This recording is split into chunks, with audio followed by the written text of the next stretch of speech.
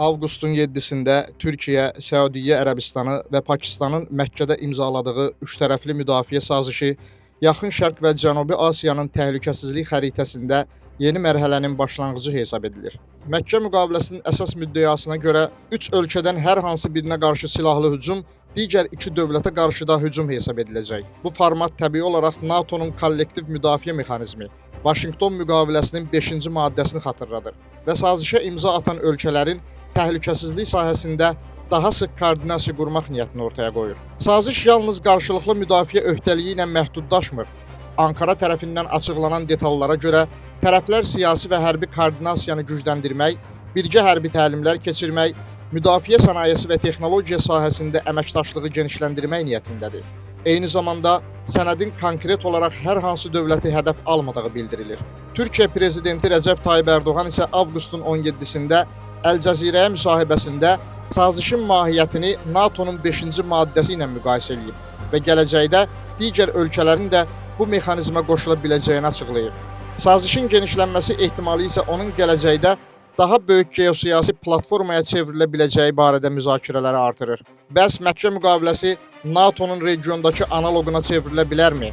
Türkiyə, Səudiyyə Ərəbistanı və Pakistan real hərbi böhran zamanı bir-birinə nə dərəcədə dəstək verə biləcəklər? Pakistanın Amerika Birləşmiş Ştatları və Çindəki sabiq səfiri Məsud Xan Oxu Azı açıqlamasında bildirib ki, Məkkə birgə müdafiə sazişinin imzalanması tarixi hadisədir. Müsəlman ölkələri 10 illiklərdir ki, müdafiə mexanizmi yaratmağa can atırdılar, lakin buna nail ola bilmirdilər.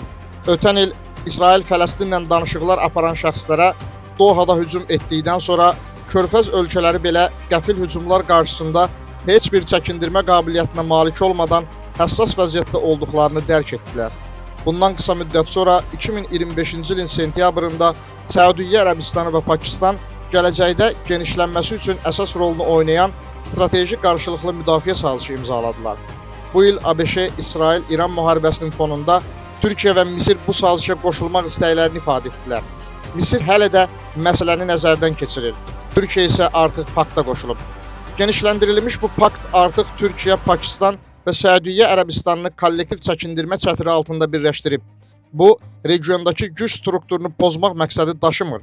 Məqsəd bu üç ölkənin hər hansı ölkə və ya aktor tərəfindən təcavüzə məruz qalmamasını təmin eləməkdir. NATO ilə Məkkə müqaviləsi arasında həm oxşarlıqlar, həm də fərqlər var. NATO 32 üzv ölkədən ibarət daha böyük bir ittifaqdır. Məkkə müqaviləsinin isə 3 üzvü var. NATO geniş resurslara, böyük maliyyə imkanlarına və nüvə arsenallarına malikdir. Məkkə müqaviləsi isə hələ başlanğıc mərhələsindədir. Bundan belə, bu üç ölkənin artıq mövcud müdafiə sənayesi və iqtisadi əməkdaşlıq imkanları var. Nəhayət, NATO sırf müdafiə xarakterli deyil, həm də hücum xarakterli əməliyyatlar da həyata keçirə bilər. Məkkə müqaviləsi isə müdafiə mexanizmidir, deyə keçmiş diplomat vurğulayıb. Onun sözlərinə görə Məkkə müqaviləsi heç bir konkret ölkəyə, o cümlədən İrana, ABŞ-yə və ya İsrailə qarşı yönəlməyib. Amerika Birləşmiş Ştatları onun yaradılmasını alqışlayıb. Prezident Trump bunu özünün sosial şəbəkə hesabında ifadə edib.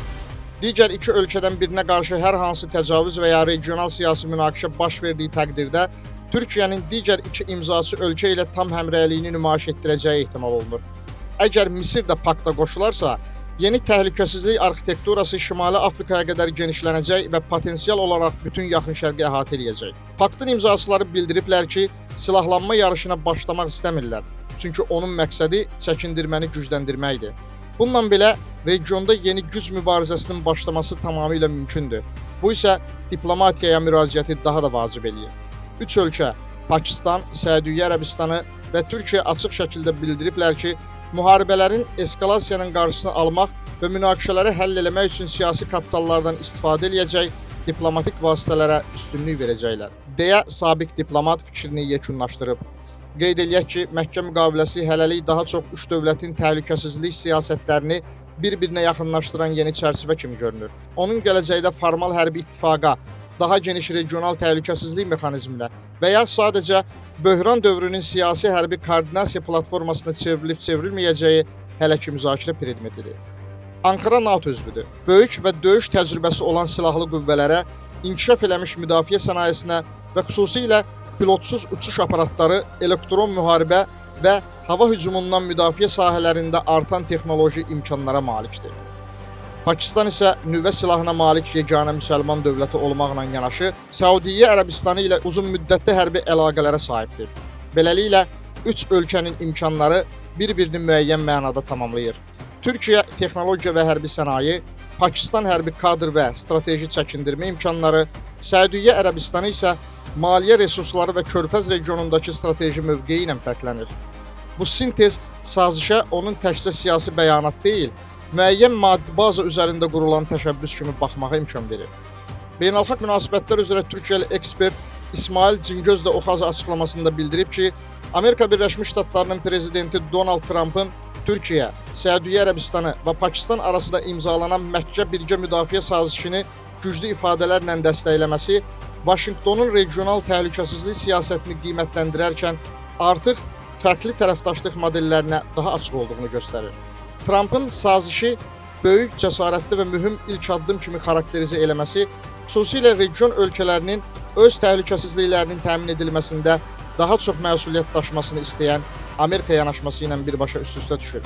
Bu baxımdan Məkkə müqaviləsi yalnız üç ölkə arasında imzalanan klassik hərbi əməkdaşlıq sənədi deyil, Türkiyənin hərbi təcrübəsi və müdafiə sənayesi imkanları, Pakistanın çəkindirici hərbi gücü və Səudiyyə Ərəbistanının iqtisadi imkanlarının eyni çətir altında birləşməsi regional təhlükəsizlik baxımından diqqətə layiq güc kombinasiyası yaradır.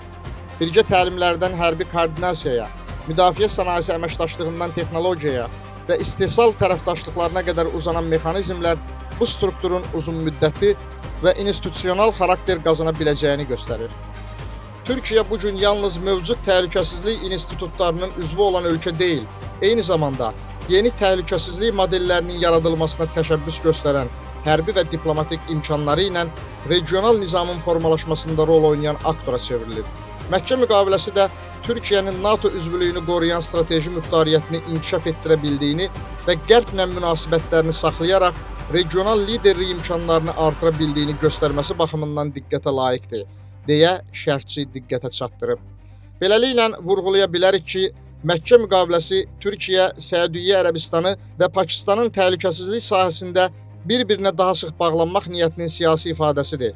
Daha mühümü, bu təşəbbüs yaxın şərqdə təhlükəsizliyin artıq yalnız xarici güclərin təminatından asılı olmaması ideyasının gücləndiyini göstərir.